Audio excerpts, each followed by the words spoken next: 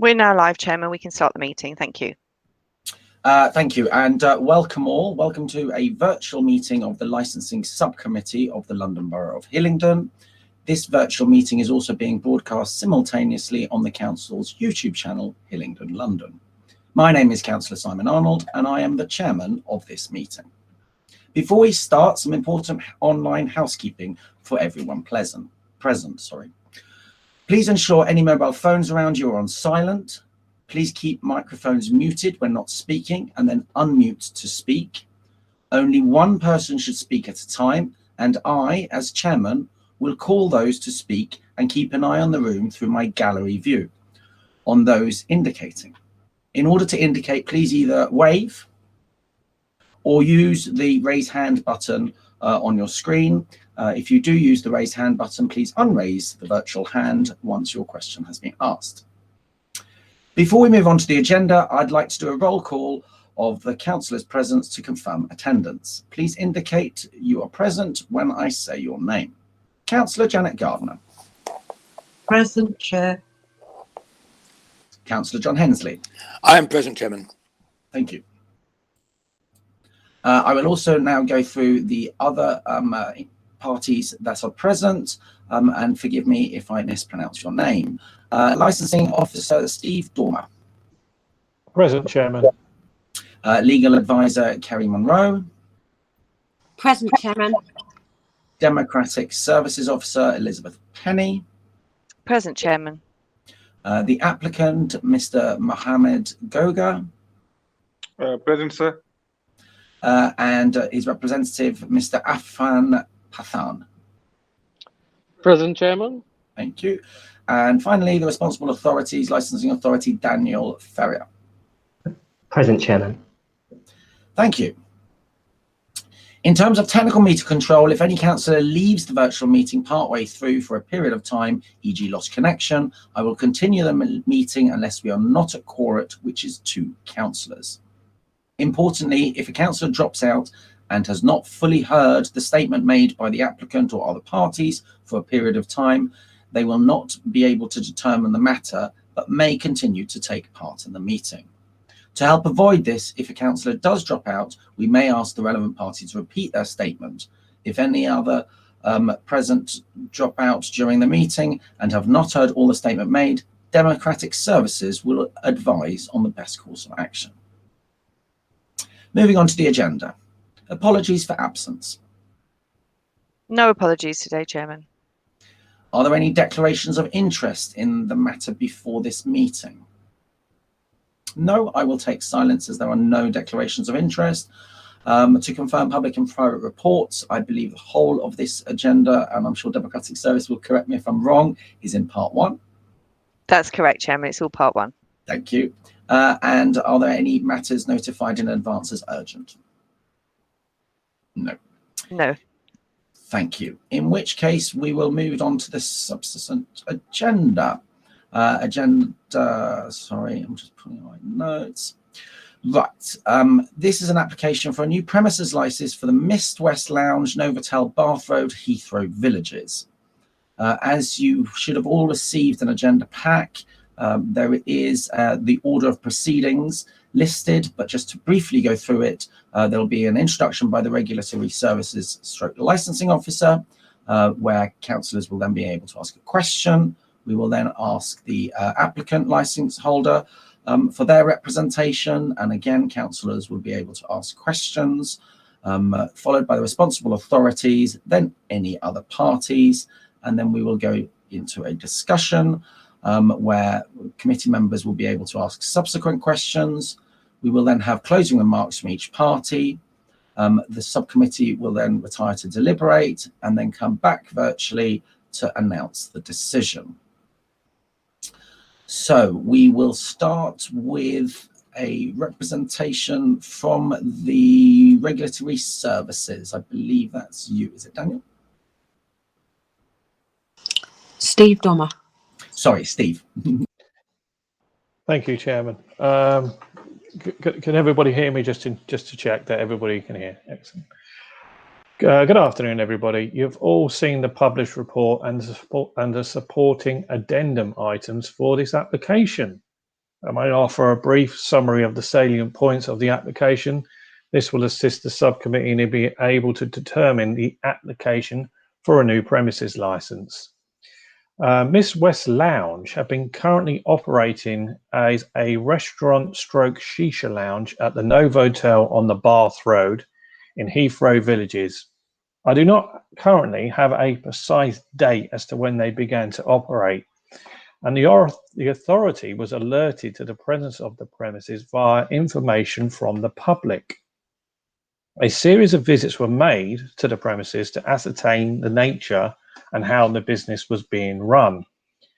On a series of visits to the premises, it has become apparent that the desire to maximise profit over being properly regulated has been the business model of Myst West Lounge to date. Non-compliance with smoke-free legislation and COVID-19 regulations have prompted intervention from officers of the licensing team at Hillingdon Council. A fixed penalty notice was issued in November 2020 as evidence of the business model that Mr. Goga and his colleagues have chosen to implement by allowing shisha to be consumed in the car park of the Novotel. This was during the lockdown of November of last year. Allowing consumption of shisha in an area that is detriment to customers and staff is something that the authority has taken seriously. And in October 2020, this was witnessed by officers of the council. Mr. Goga and his colleagues from the hotel eventually engaged with officers of the council, and after much discussion, they hired Mr. Pathan as a consultant to implement change at the premises. Changes, I believe, have been made to the shisha lounge to attempt to meet the smoke-free requirements. A premises license has then been applied for to enable the premises to provide hot food and drink beyond the hours of 11 p.m. up until 5 a.m. in the morning. I believe they don't wish to go on to 5 a.m., but obviously in the light of late night refreshments in the Licensing Act 2003, that is what it enables a premises to do should they wish to apply for it. The grey area surrounding the consumption of alcohol on the premises is another point of concern. As Mr. Goga has demonstrated the lack of upholding the legislation such as COVID and smoke-free, this has prompted a representation from the licensing authority, Mr. Ferrer. The 4 licensing objectives is something that the authority would like Mr. Goga to take very seriously should a license be granted today. During the discussion stage, it's important that the applicant has a regard of what has been raised in this report so far. So often we have experienced an urge for the applicant to allow regulation, but this is hopefully not at the expense of learning from the mistakes of the past, and most importantly, safety of the public over profit must be the priority today. Thank you, Chairman. That's my submission.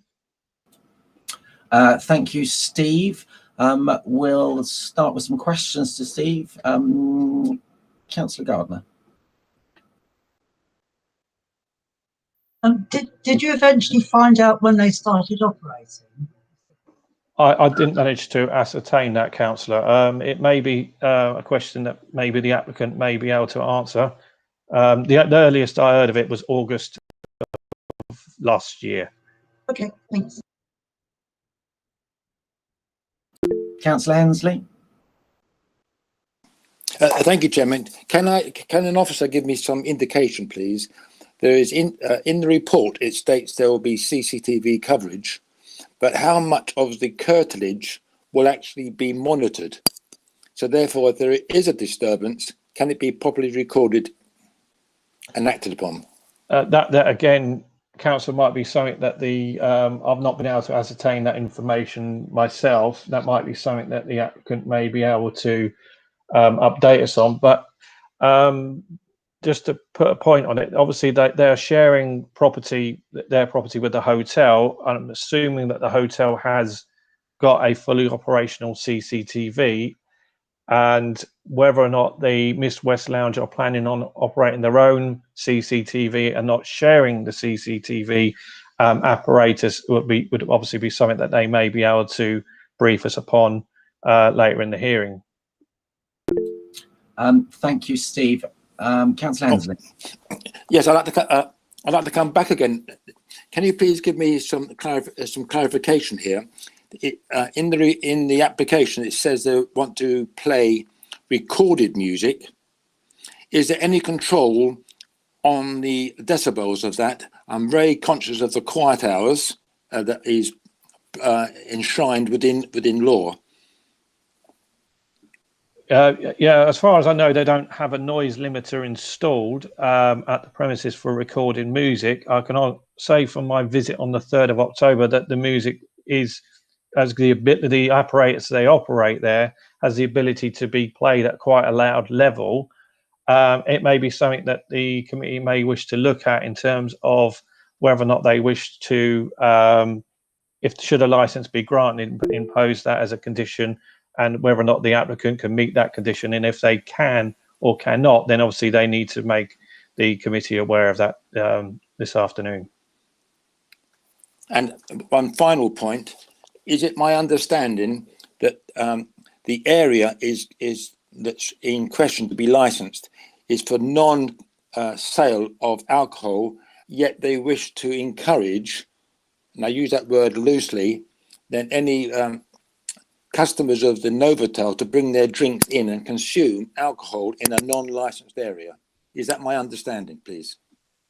In the initial application stage, I believe that they were looking to allow guests to bring alcohol in from the hotel. I subsequently believe that's now been changed over the course of the last few days of conversation with Daniel. But to confirm it, that the application didn't include the sale of alcohol in it at all. They don't wish to sell alcohol, just soft drinks from the servery bar in there. I understand that, but it's the consumption of alcohol. And what steps would they take if the clientele from the hotel brought their alcohol into that area and consume it? As I understand it, and Daniel may be able to correct me further in his submissions, is that the Novotel will not be sanctioning drinks to be taken from the hotel to the Myst West Lounge for two reasons. One, they wish to remain separate business from the Myst West Lounge, is the way I understand it. And the other is that they don't have off sales themselves on their license to allow this to take place initially anyway. So the Novotel's own license would be in question, and they would be in breach if they allowed that eventuality to happen. Councillor Gardner. Thank you.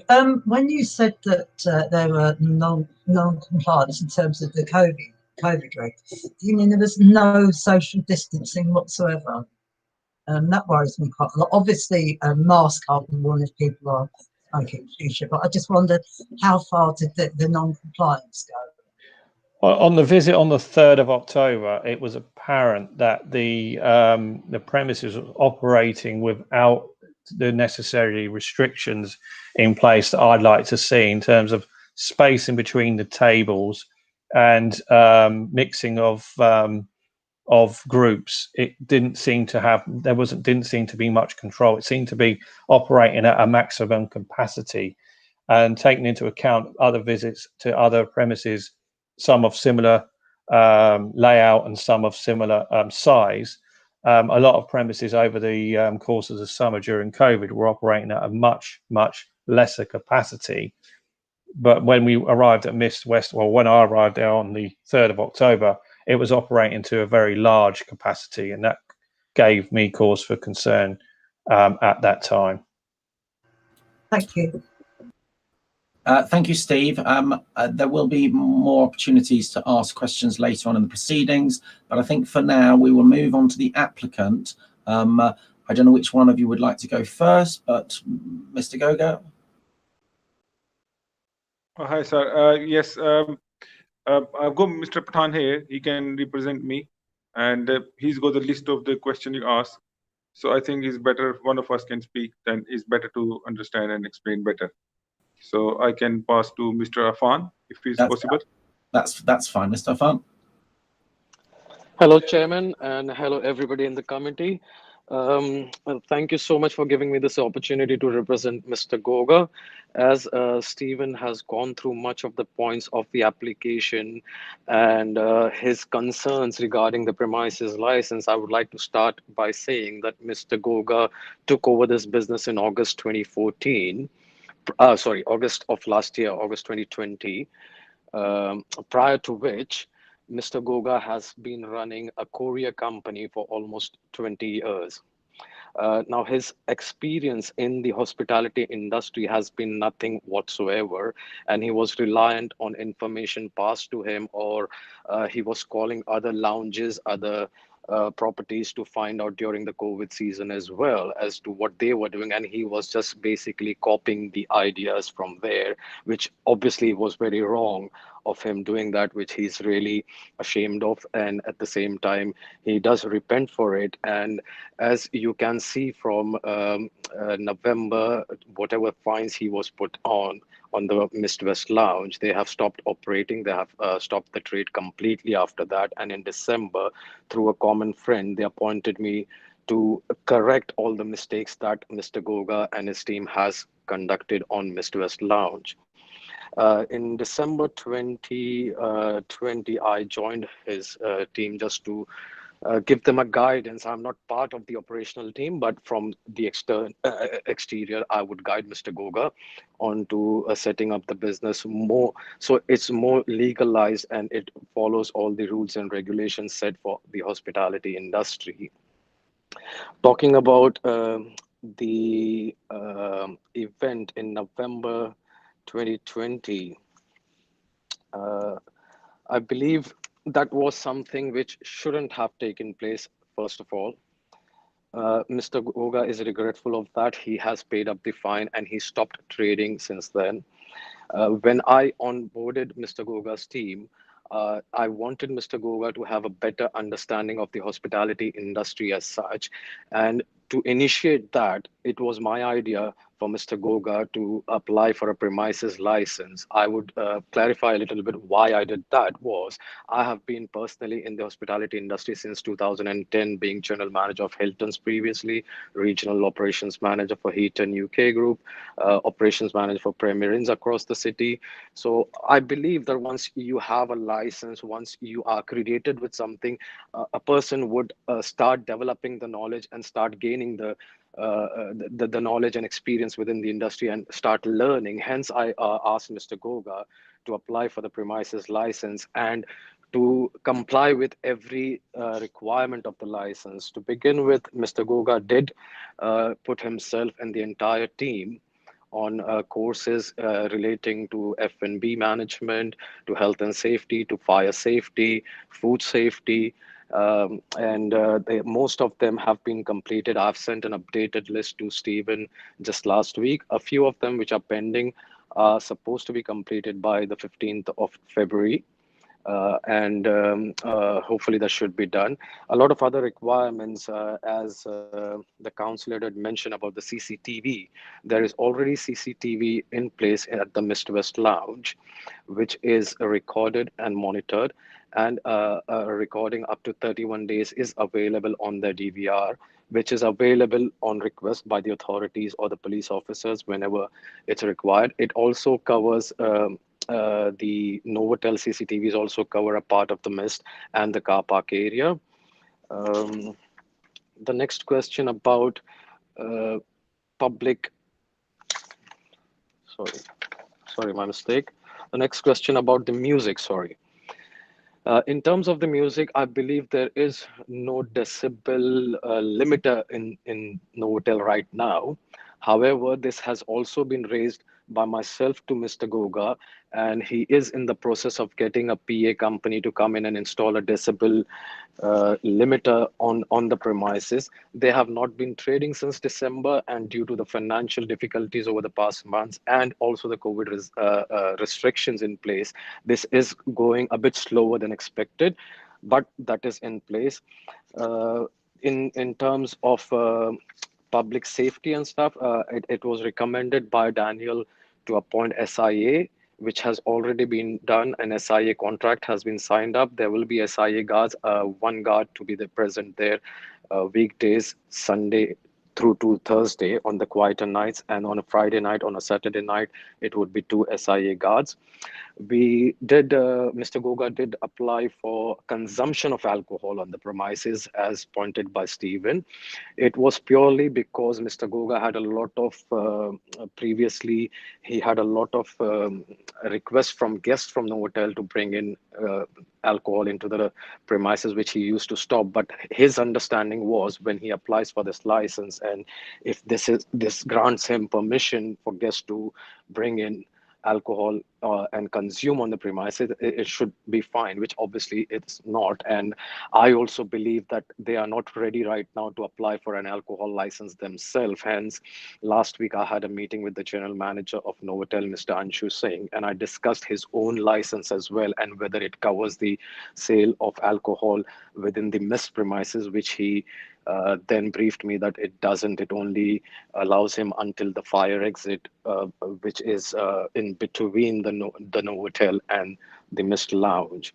So after this discussion, I asked Mr. Goga to completely remove that point for now. And if they wish to in the future to sell or to serve alcohol, then a separate application to be made for that. But the alcohol consumption will be completely stopped for now. They had not done it in the past, and they will not go ahead with this currently. The application currently is only for sale of hot food and drinks in the late hours up to 1 a.m. during the weekdays and up to 2 a.m. on the weekends, and playing of recorded music. I believe I've covered most of it. If there is any questions, I'm happy to take any questions from any one of you. Thank you, Mr. Pathan. Before we go on, Mr. Goga, are you aware of what the 4 main licensing objectives are? Yeah, because yes, I do know. Mr. Daniel and Mr. Steve Dermott sent me the answers. So, do you want to ask me something? You can ask me. I was just curious if you could tell me what the 4 main licensing objectives are. You mean? No, obviously, if you don't have it on the top of your head, that's fine. We'll move on to questions for now. Councillor Hemsley.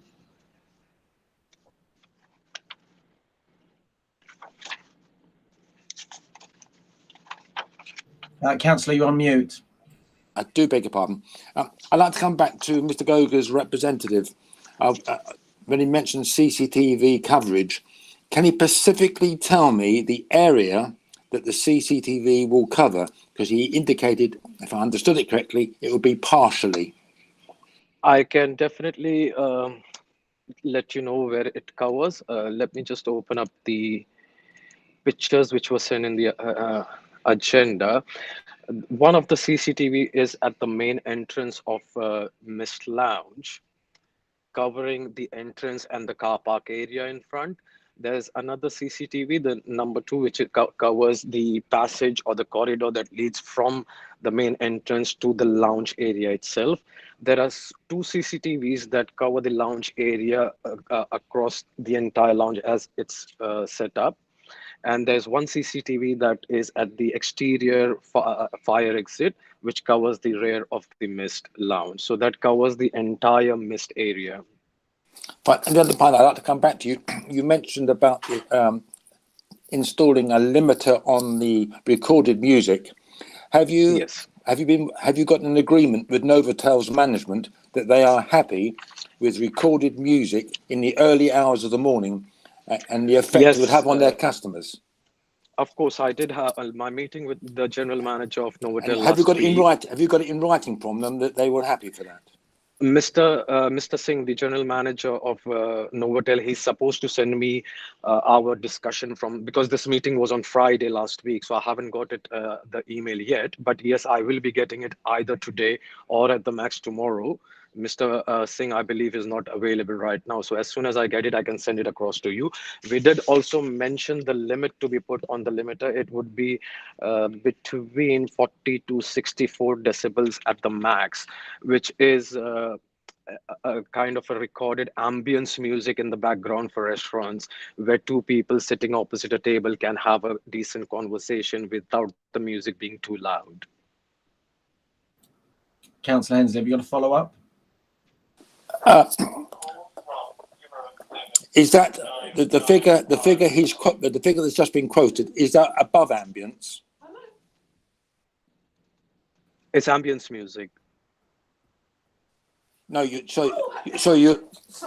It's like dying. So that you're using that as the base point, and not above ambience. Is that correct? Yeah. Yeah. I'm being very specific.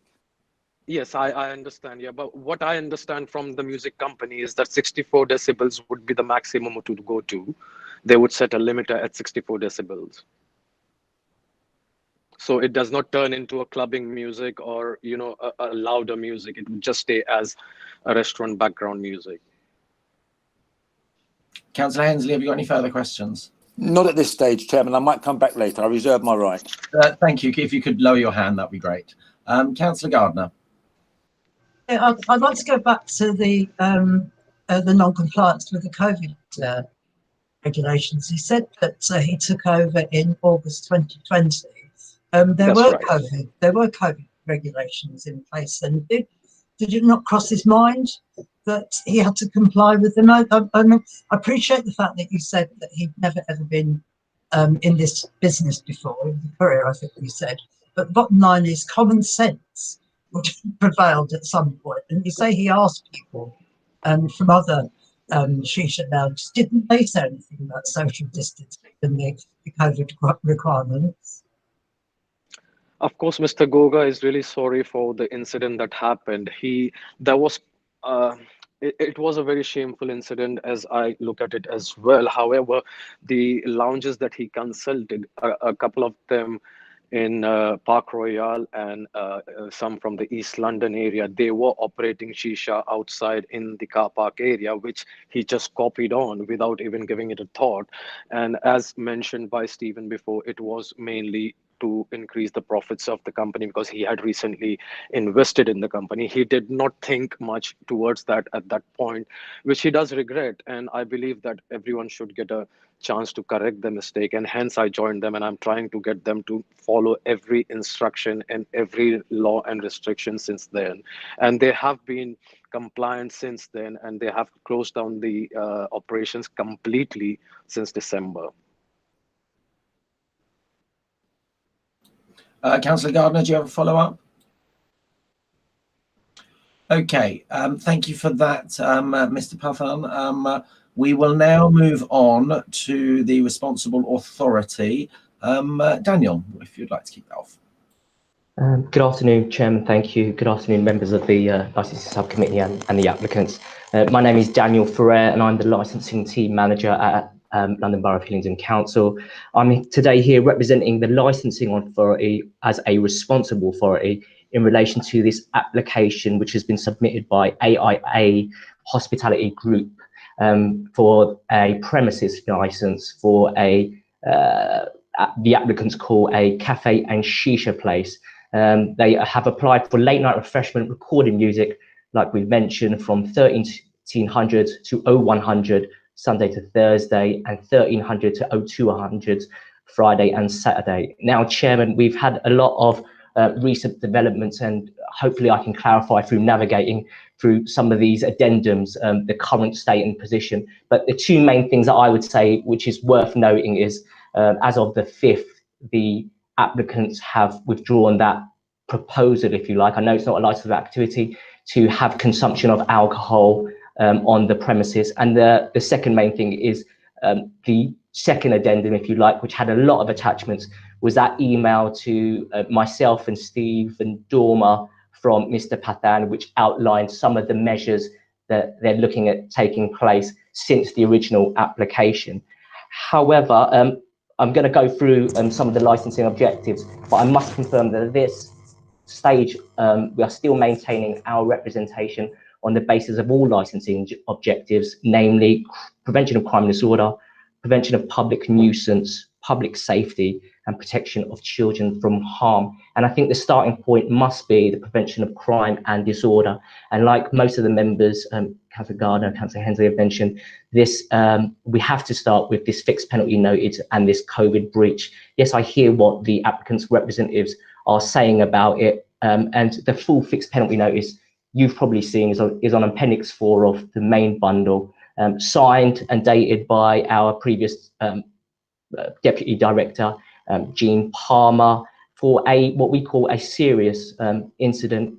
Back then, we were still under restrictions, as Councillor Gardner has mentioned, I believe Tier 2, but nonetheless, premises such as those sharing water pipes, traditional sheeted pipes, were not allowed to operate. And on the 6th of November, at 22:40 hours, enforcement officers visited the premises and found breaches, and a serious breach, we might add, with approximately 100 people, customers outside the premises.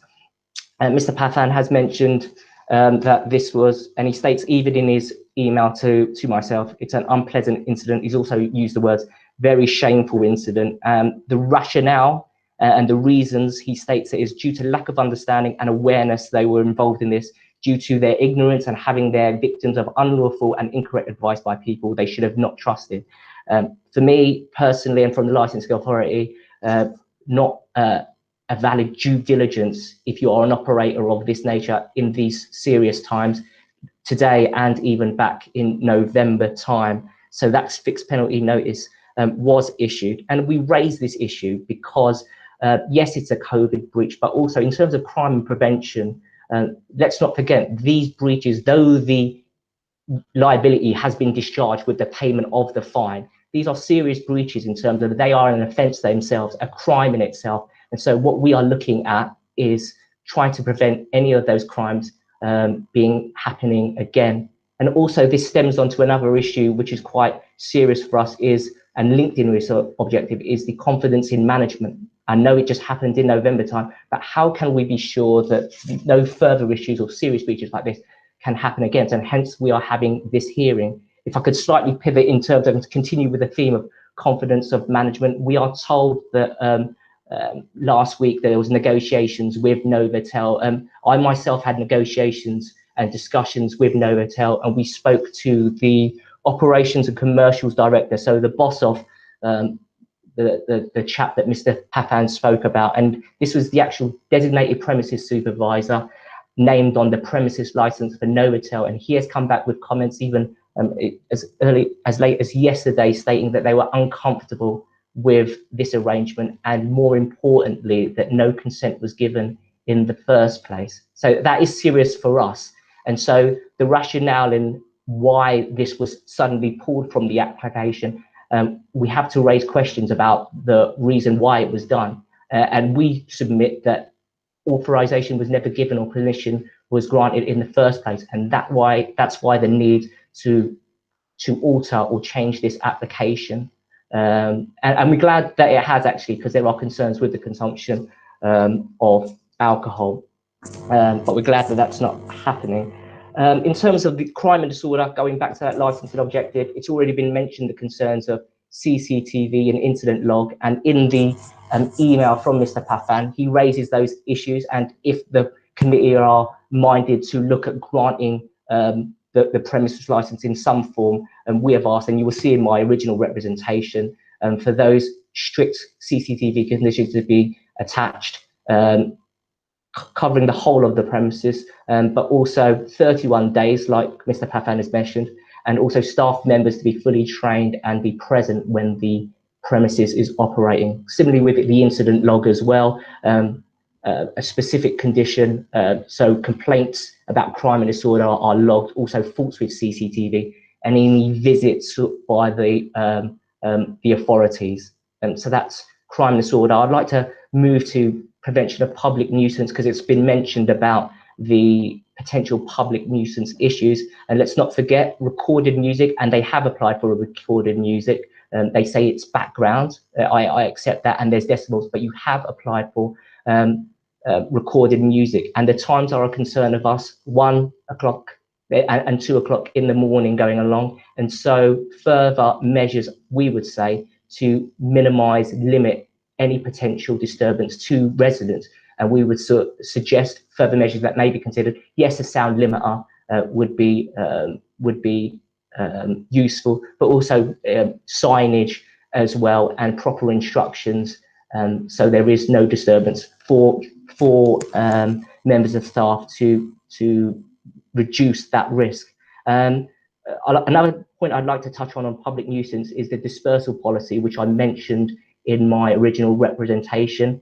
Yes, Mr. Papan, you have submitted a dispersal policy to us. We're grateful for that. What I would say in terms of my outstanding concerns is that we really need to specify the times and the dates that these SIA door staff are going to work. You have mentioned throughout the days and also Fridays and Saturdays, but if we're looking at CCTV, I mean SIA doormen, not only for crime and disorder, but also for public nuisance. So we need to know with certainty the starting times and when they will finish. Moving on to public safety, this in part has been addressed by Mr. Paffan with the documents of PAT testing and fire safety training. So we're grateful for that. But again, we would be looking at something more certain in terms of the operating schedule to specify what kind of conditions, if we're minded to grant, that would go on the premises license. And for example, looking at my original representation, means of escape provided at the premises to be maintained unobstructed, free of trip hazards, be immediately available and clearly identified in accordance with the plans. In addition, I've also suggested emergency warning equipment, the electrical installation and mechanical equipment to be maintained in good condition and in full working order, so to cover us for public safety. And though I don't want to sort of overcook the scenario of the COVID, also mention it under public safety, because clearly 100 people approximately in the vicinity potentially gathered. There are serious public safety issues in terms of how were the operators keeping these members of the public safe on that date during November time. Last objective I just want to sort of touch on, Chairman, is the protection of children from harm. Yes, we know that the applicants have withdrawn consumption of alcohol, and that we are grateful for, but also we want to ask ourselves serious questions about whether we want children or underage people to be in an environment where there's loud recorded music, where it will be happening late at night, but also, and though it's not a licensable activity, the element of smoking of shisha, whether we want children around that environment. And so I think that has to be tightly controlled in terms of times that the applicant is looking at having children or families in this premises. I mean, Chairman, those are my comments in relation to the application. And if you or other members of the committee have any questions of me, I'll be happy to respond to them. But for now, those are my submissions. Thank you. Thank you very much, Daniel. I've got two quick questions for you. First, Sure. you mentioned that the area for smoking wasn't adequate and changes were requested. Is that correct? That has occurred in the past. We following I'll put it into context. After the COVID breach, we sat down with the operators of Novotel, but also the operators of Myst, and advised them about how that outside area, the smoking area, if we're referring to that, has to be 50% free, so it complies with the Health Act provisions. And have those changes been implemented?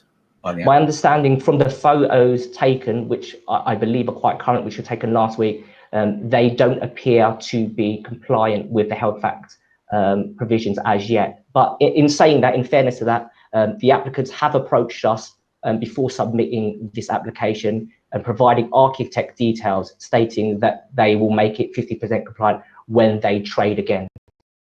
So they have done that bit, but currently I believe that it's not compliant. Thank you. And my second question was in the appendix pack that you sent through, I believe it was page 11, where the dispersal policy is listed. Yes.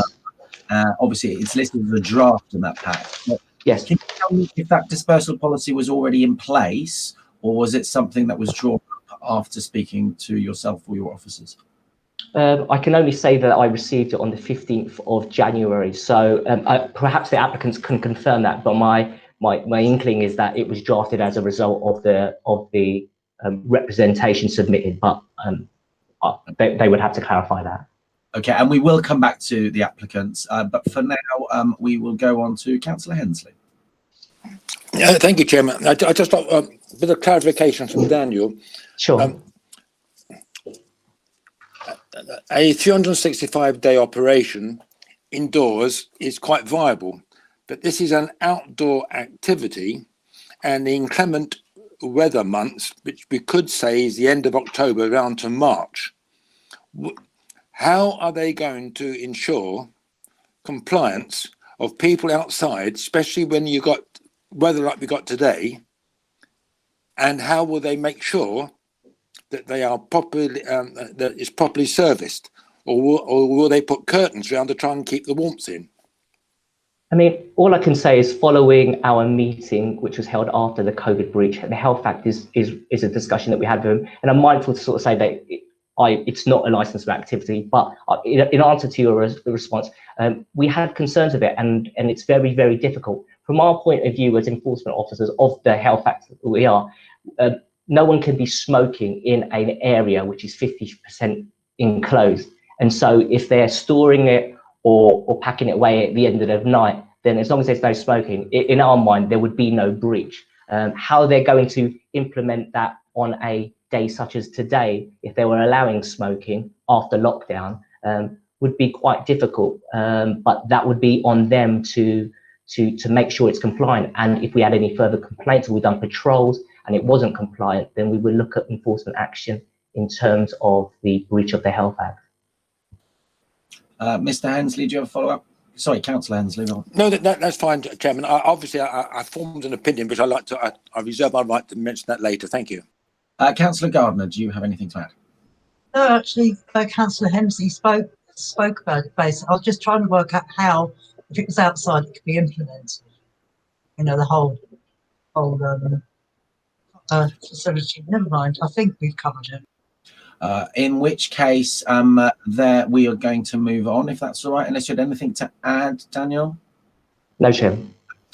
In which case we'll move on. Now, I understand there are no other parties, residents or associations or anything like that. Is that correct, Elizabeth? Yes, that is correct, Chairman. There's no other parties. In which case we will go into a bit of a discussion. So is any of the councillors, do you have questions for any of the people present?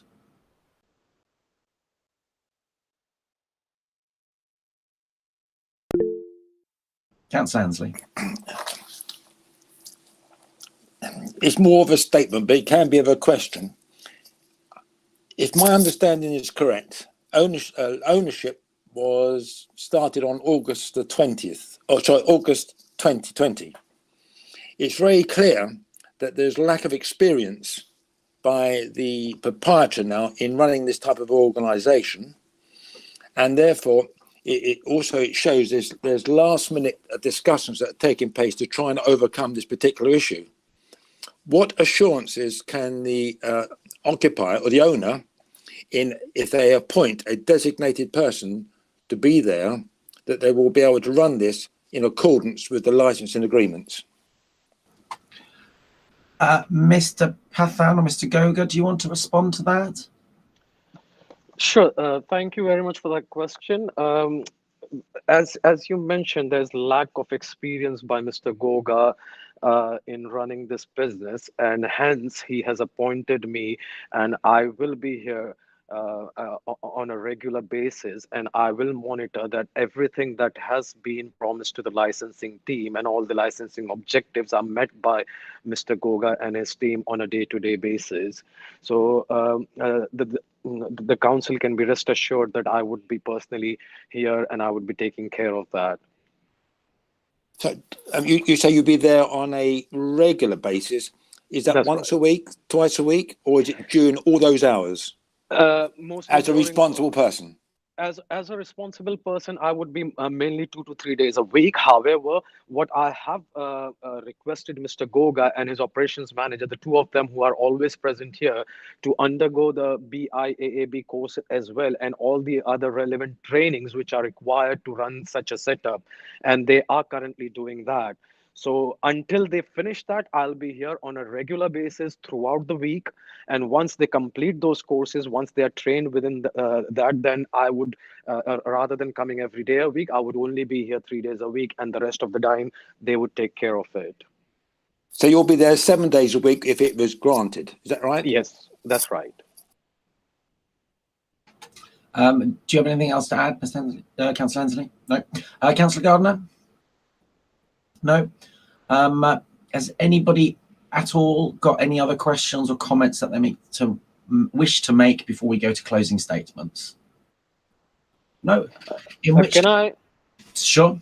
Sorry, can I just come back to the point Daniel had raised about the 50% enclosure?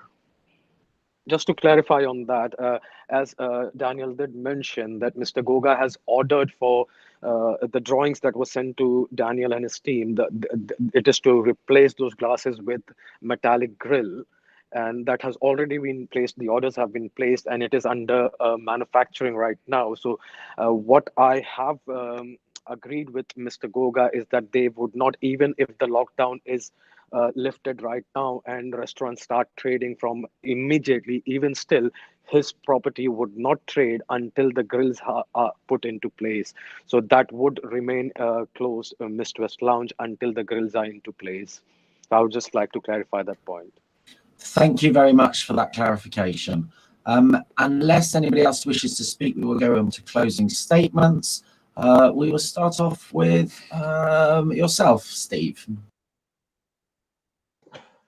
Thank you, Chairman. Not much else to add, really, other than to support what I think Councillor Hensley's trying to say earlier on. To support that is that it seems that they started running the business first and now they're getting regulated later, where it should have been they needed to regulate themselves first and then start running the business. So that's I think that was also what I was trying to say in my opening statement as well at the beginning of the hearing. Thank you, Chairman. Thank you, Steve. We will now go to Mr. Pathan, if you'd like to make a short closing statement. Sure, Chairman, thank you very much for that opportunity. I would just like to come back to a few points raised by Daniel in terms of the 4 licensing objectives. The first one being the prevention of crime and disorder. All the CCTVs, as I mentioned earlier, are in place. They do record over 31 days of recording. It is maintained and it is always available on the authority's request. The team present here are trained on the use of these CCTV cameras, so that will always be in place. When it comes to incident reporting, as Daniel had mentioned, I've just got this in front of me right now to show to yourselves that this has also been implemented and it's on site right now. I've got them to buy this incident reporting book and implement it onto site as soon as the trading starts. Coming to the prevention of public nuisance, I believe it's again the recorded music and the concerns around that. As mentioned earlier, the sound limiters will be in place. Daniel has suggested signage, which obviously, yes, I will look into that, and I would get Mr. Goga to follow anything that is required to make sure that this has been taken care of. The decibels we are looking at is 64 decibels maximum, and where possible we would also put in a policy that the 64 decibel to be played only until midnight, and between midnight and 2 a.m. on the weekends, or midnight and 1 a.m. this would be brought down to the lower side, maybe 40 decibels around that time. When it comes to public safety, as Daniel mentioned, PAT testing has already been completed last week. Fire safety, fire risk assessment a full fire risk assessment has been carried out last week on the Thursday. I'm expecting the report and the fire risk assessments to be emailed to me by the end of this week. So that would be available as well. And health and safety risk assessment has been booked in. Due to the current COVID situation, this was not possible immediately, and the earliest date Mr. Goga could get was for 15th of April, which it would still be going ahead, and I've requested Mr. Goga to make sure that that is completed and emailed across to myself, and if required by the licensing team, I can then forward it to them as well. In terms of the protection of children from harm, as we have taken away the alcohol request that Mr. Goga put in, I believe this should control it more or less. However, I would draft a policy for Mr. Goga enabling children to be allowed on site with parents or guardians only until a limited period of time, or a time limit, maybe about until 10 p.m. until 10:30, whatever is reasonable, and beyond that time, no children under the age of 18 to stay on the premises after that. If there is anything else, we would, or myself, I would like to hear from you. Anything that I can implement with Mr. Goga on site, I'd be more than happy to do that. I think that's all from my side. Thank you very much. Thank you. Mr. Goga, you wish to say a few words? Yes, I would just want to say, according to the age limit, we are 100% guaranteed. We are not allowed, when smoking happen on the premises, over 18. Always, never, ever, I can guarantee, and never in the past and never in the future. I can 100%. I have my own children. When smoking is happen in the lounge, the children are not allowed. We have strict policy to over 18. And Mr. Daniel, when he first visited, yes, I'm right. We was following the guidance for the COVID, but because we wasn't sure how tighten we have to go. But the people are coming with the face mask. But when was the sitting, we tell them to take off the face mask. But when they enter to the lounge, they allowed to wear face mask. And just these 2 points I was concerning. But my main concern is for age wise, we are 100%. I'm guaranteed you it won't be happen, and it wasn't happening in the past as well. So that's the only thing. And the rest, I think Pathan have explained you very well. Thank you for that, Mr. Goga. If you could mute and put your hand down as well, that'd be great. Right, which moves us on to the last closing statement. Daniel, over to you. Thank you, Chairman. I'll be brief. In closing, we acknowledge obviously the efforts and changes made by the applicants, but want to point out that we still have concerns in relation to the licensing objectives, and also issues with confidence in management as well. I appreciate these discussions that we're sort of like having, but clearly you can tell from my original representation that I still have reservations and concerns about the application in terms of from a licensing authority point of view, where I feel like the applicants have to learn the lessons from the past and seriously put strict procedures and processes if the subcommittee are minded to grant. But just to confirm, we're still maintaining our representation. Thank you, Chairman. Thank you, Daniel. That concludes this part of the meeting. The subcommittee will now adjourn and move to a private deliberation on the application prior to announcing the decision. This could take a short while, so we do not need you to return to this virtual meeting, and instead you can watch the decisional announcement live or after the fact on the Council's YouTube channel, Hillingdon, London. A decision notice will also be issued to the applicant in writing within 5 working days of this meeting. I'd just like to thank everyone who took the time to attend this virtual meeting today. Please remain muted while we end the YouTube broadcast. Could I now ask councillors, legal officers, democratic service officers to remain online and politely request the other parties to leave. Thank you very much, and thank you all those who are watching. Elizabeth, if you could please end the meeting. Yeah, I will do, Chairman. Just bear with me one moment, please.